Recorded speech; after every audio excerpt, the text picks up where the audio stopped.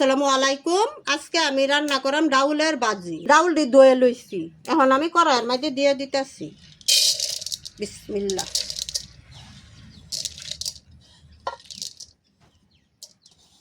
দিয়ে দিতেছি পেঁয়াজ কুচি,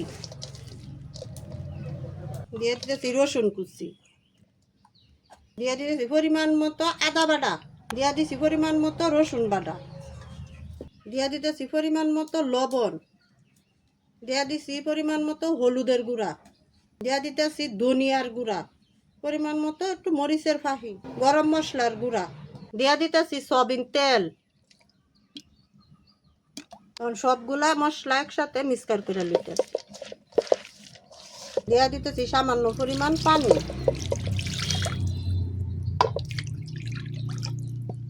এখন আমি লড়াটা চুলার মধ্যে বসায় দিতেছি। এখন আমি গুঁড়া দিতেছি। আমি এখন ডাউল দিয়ে লাড়া দিয়ে দেখে নিতেছি। আর একটু হইলে ডাউলটা বইয়া দেব, আর একটু হইলে ডালটা উড়ায় এলাম, মানে বাজা বাজা আর একটু দিয়ে পানিটা শুকাই দিই।